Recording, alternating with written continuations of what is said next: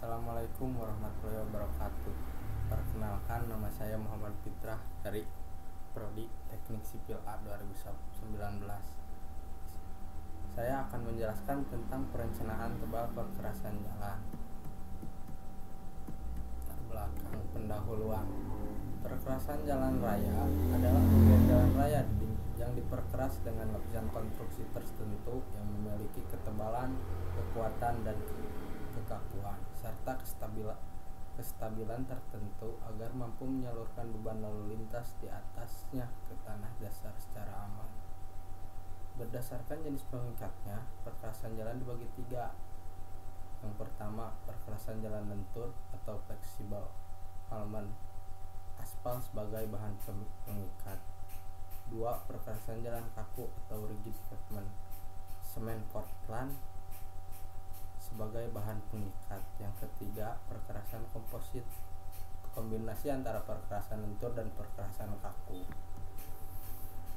Fungsi lapisan fungsi dibagi menjadi 4, yaitu lapisan permukaan, lapisan pondasi atas, lapisan pondasi bawah, dan lapisan tanah dasar.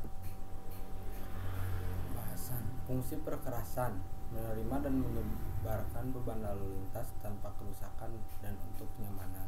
Faktor-faktor yang mempengaruhi hasil perencanaan: yang pertama, beban lalu lintas. 2, sifat tanah dasar. 3, fungsi jalan. 4, kondisi lingkungan. 5, kinerja perkerasan. 6, umur rencana. 7, sifat dan banyak material tersedia di lokasi. 8, bentuk geometrik jalan. Dan 9, kondisi perkerasan saat ini untuk peningkatan jalan lama. Perkerasan jalan seperti pada gambar bagian perkerasan jalan umumnya meliputi lapisan pondasi bawah atau subbase coast, lapisan pondasi subbase coast, dan lapisan permukaan surface coast. Pada gambar di sini yang paling bawah yaitu gambar susunan lapisan perkerasan, yaitu tanah. Yang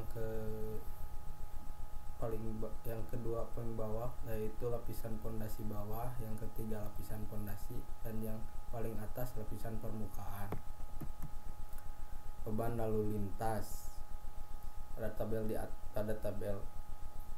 di atas ini yaitu konfigurasi sumbu dan tipe, berat kosong atau ton, berat muatan maksimum, dan berat total maksimum.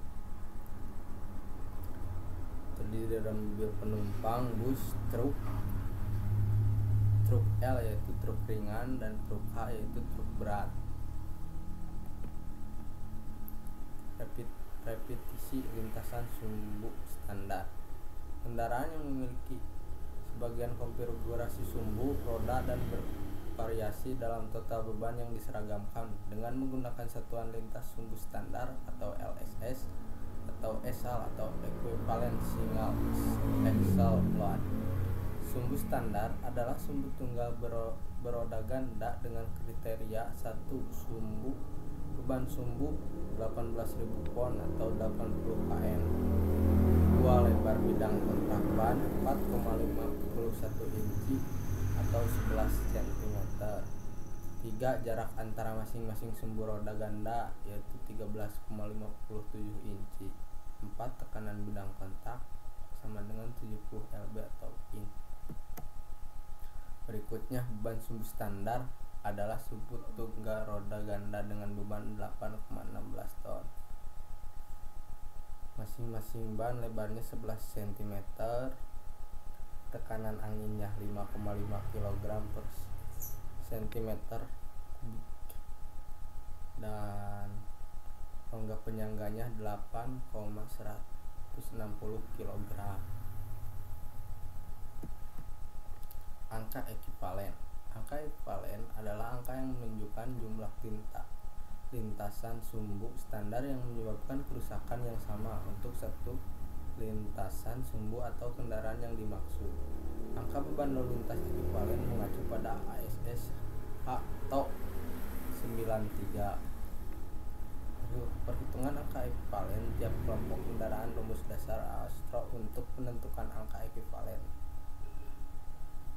Terlihat gambar rumus yaitu Wx sama dengan sumbu dengan beban 1000 kali pound, W18 sumbu standar dengan beban 18.000 pound, Wx per W18 bilangan terbalik dari angka ekivalen dengan bentuk dan konfigurasi sumbu. L18 sama dengan 18 beban sumbu standar dalam kilopon, Lx sama dengan X beban sumbu standar dalam kilopon,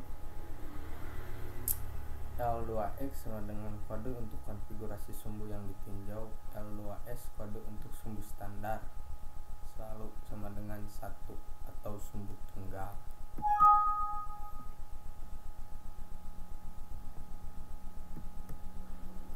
Faktor umur rencana Ln.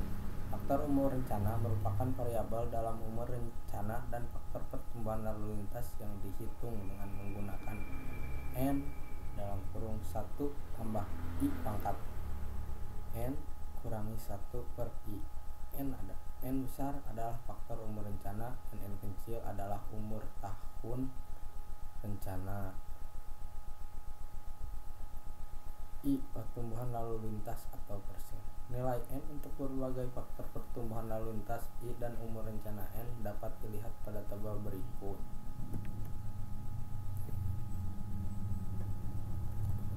Yaitu pada tabel di atas yaitu umur rencana atau tahun, faktor pertumbuhan lalu lintas dalam persen atau I.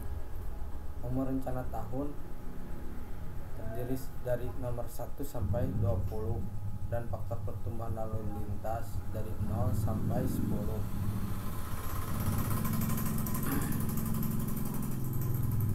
Mutu daya dukung jalan bervariasi dari nilai yang jelek sampai dengan yang baik. Oleh karena itu, tidak ekonomis jika perencanaan berdasarkan yang jelek atau tidak memenuhi syarat jika berdasarkan nilai yang terbesar saja. Oleh karena itu, sebaiknya panjang jalan dibagi atas beberapa segmen jalan. Segmen jalan adalah bagian dari ruas jalan yang memiliki mutu daya dukung, sifat tanah, dan keadaan lingkungan yang relatif sama.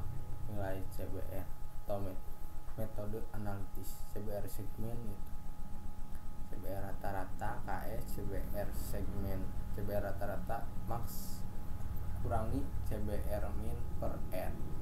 CBR segmen dengan metode grafis merupakan nilai persentil ke 90 dari data CBR yang ada dalam satu segmen. CBR segmen adalah nilai CBR di mana 90% dari data yang ada dalam segmen memiliki nilai CBR lebih besar dari nilai CBR segmen. Contoh soal terlihat dari gambar di atas. Contoh soal perencanaan ketebalan perkerasan lentur jalan baru. Suatu ruas jalan arteri 3 lajur 2 arah direncanakan dengan umur rencana 20 tahun. Pada saat ini jalan dibuka tahun 2000 LHR adalah sebagai berikut. 1.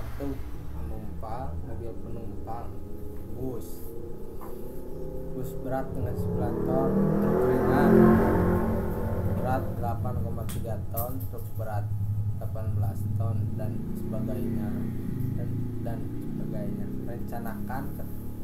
Rencanakan ketebalan masing-masing lapisan perkerasan jalan jika CBR tanah dasar adalah 7%, pertumbuhan lalu lintas 3% per tahun, jalan berada pada kondisi iklim 1, kelandaian 2. Jenis atau material yang akan digunakan dapat dilihat pada tabel material lapisan perkerasan. Perhitungan angka ekivalen masing-masing kendaraan. Tabel berikut terdiri dari nomor, jenis kendaraan, berat total, berat sumbu depan atau ton, berat sumbu belakang, ton, depan, belakang, dan total. 1. Misal 1 MP 1.1 berat total 2, berat sumbu depan 0,5 kali 2 sama dengan 1, berat sumbu belakang 0,5 kali 2 sama dengan 1, depannya sama dengan 0,002, belakangnya sama 0,002, dan total sama dengan 0,004. Dan seterusnya. Bus pun juga begitu.